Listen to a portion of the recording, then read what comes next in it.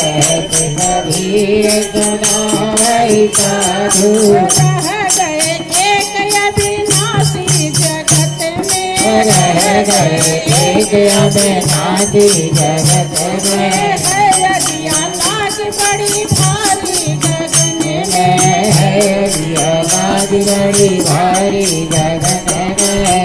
हाँ बंधु, उन्होंने ऐसा क्यों कहा? क्योंकि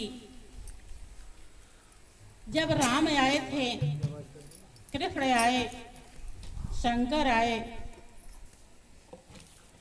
सभी ने गुरु धारण किया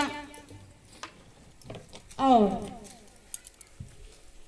उस अविनाशी को जाना जो अजर है, अमर है, हमेशा रहने वाला है, जो रोम रोम में रम रहा है, कण कण में समाया है, जर्रे जर्रे में विराजमान है, जो ही सबके अंदर आत्मा के रूप में स्थित है। बंधु, इसीलिए उन्होंने ऐसा व्यक्त किया कि ताकि उस अविनाशी को लोग जाने, जो हमेशा रहने वाला है। राम भी आए, उनका भी समय पूरा हुआ, चले गए। कृष्ण आए, वो भी समय पूरा करके चले गए। सभी अवतारी महापुरुष जो भी धरती पर आते हैं, वो समय पूरा करके चले जाते हैं, लेकिन वो अविनाशी हमेशा रहता है। उससे कभी भी कोई जगह खाली नहीं और कोई समय खाली नहीं। बंधु, वही शांति का स्रोत है, आनंद का भंडार है, सुखों का खजाना है, जिसे ही हमारी आत्मा को तलाश है। लेकिन अज्ञानता के कारण हम उस सुख शांति को दुनिया के व्यक्ति वस्तु में ढूंढते पूरे जिंदगी भर, और ढूंढते ढूंढते मर जाते हैं। उतना ही काम हाथ आता है जितना काम पशु पक्षी कीड़े मकोड़े कर रहे हैं। मिली जिंदगी देव दुर्लभ चोला कहलाती है, लेकिन अज्ञानता के कारण हम बहुत ही अपने जीवन को क्षतिग्रस्त कर देते हैं। यहाँ तक कि 84 लाख योनि भटकने के बाद ये जिंदगी मिली है और फिर 84 में चली जाती है। भाइयों बहनों, संत बहुत ही दयालु होते हैं।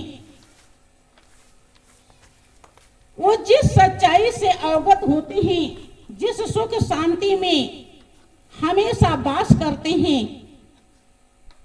जो जीवन भर हमेशा शांति और चैन देता है, और उसी में एक दिन हमारा जीवन हमेशा के लिए स्थित हो जाता है जब हम यहाँ से अलग होते हैं।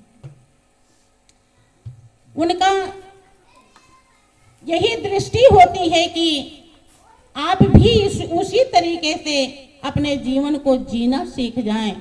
जब तक संत का संग नहीं होता तब तक मनुष्य मनुष्य नहीं बन पाता, आदमी आदमी नहीं बन पाता। इंसान देखने में इंसान होता है, लेकिन इंसानियत नहीं आती।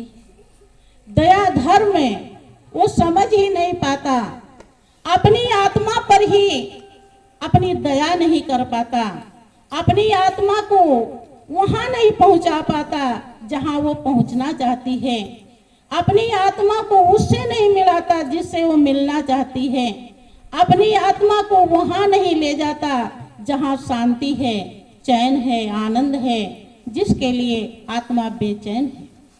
महापुरुष कहते हैं कि जिसकी तुम्हें तलाश है वो तुम्हारे ही पास है। बंधु, संत महान पुरुष आते हैं, आवाज लगाते हैं, लेकिन उनकी आवाज को भी वही समझता है जैसे गौर करेंगे बात समझ में आएगी। कागनी कौवे के बच्चे को भी पालती है और कोयल के भी बच्चे को पालती है। जब दोनों बच्चे पल जाते हैं तो कोयल आवाज लगाती है तो कोयल का बच्चा कोयल के पास आ जाता है, लेकिन कौवे का बच्चा नहीं आता है। ठीक इसी प्रकार से इसी गृहस्थ जीवन में कोई जीव काल का होता है और कोई जीव दयाल का होता है। कोई रात दिन माया में लिप्त है, लेकिन कोई भक्ति भी करना चाहता है। किसी को भगवान भी प्यारे होते हैं। जब संत आवाज लगाते हैं तो जो दयाल का जीव होता है वो आ जाता है। किस प्रकार से, एक समय का प्रसंग है। एक गांव में कस्बा था समझ लीजिए, वहां पर मायादास नाम के एक यादव जी रहते थे। उनकी एक बेटी थी जिसका नाम सौभाग्यवती था। वो बहुत ही महान और पवित्र संस्कारी थी, लेकिन मायादास बहुत बड़े मायावी थे। उनका बिजनेस था, रोज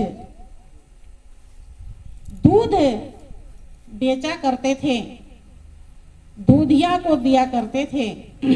कई भैंसे गायें पाल रखी थी, इसी से उनका धंधा चल रहा था। लेकिन दूध में पानी मिला के बेचते थे। सौभाग्यवती को अच्छा नहीं लगता था, लेकिन पिता का बात मानती थी। कुछ ही दूरी पर गुरु दरबार था,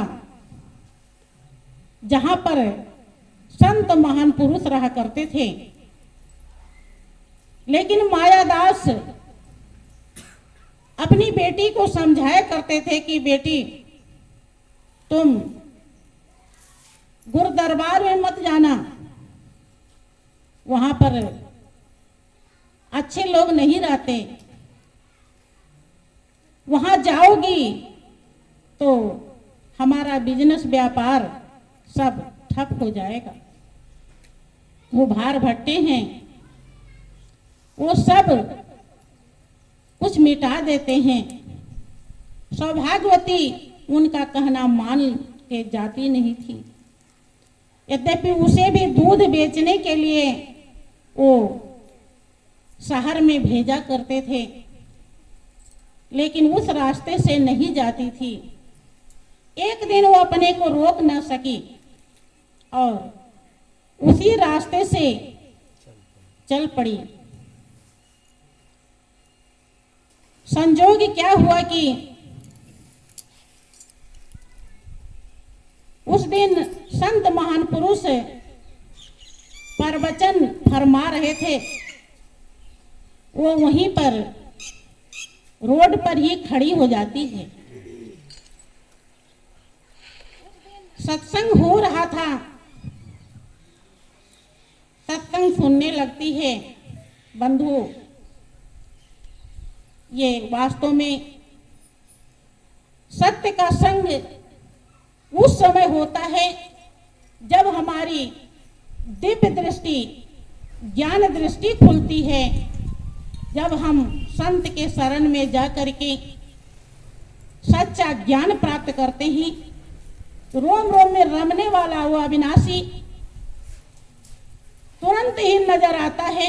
जैसे बिजली के तार पर टेस्टर लगाइए, जितना देर लगता है उतनी ही देर में वो मालिक नजर आ जाता है। यहाँ उसी सत्य की महिमा गाई जा रही है, जिसे आम बोलचाल की भाषा में सत्संग ही कहते हैं। सही सत्संग तो वही है जब हम सतगुरु के ज्ञान समागम से मालिक की पहचान परिचय करते हैं, क्योंकि बिना परिचय के प्रेम नहीं होता और प्रेम के बिना याद नहीं आती। मालिक ही इस दुनिया में याद करने योग्य है, क्योंकि उसमें कोई दोष नहीं, कोई विकार नहीं, कोई अशांति नहीं, कोई कमी नहीं। दुनिया की किसी भी चीज को, किसी भी व्यक्ति को हम याद करते हैं, उनमें तमाम दोष और विकार है, और जब हम याद करते हैं तो वो हमें मिल जाता है। इसीलिए अगर याद करना है तो मालिक को याद करना चाहिए, और मालिक की याद नहीं आती। सौभाग्यवती सत्संग के दौरान सुनती है कि हर किसी को अपने कर्म का फल भोगना पड़ता है। मनुष्य का जीवन मालिक एक बार देता है, अगर इसका सदुपयोग नहीं किया तो ये फिर नहीं मिलता है, और गलत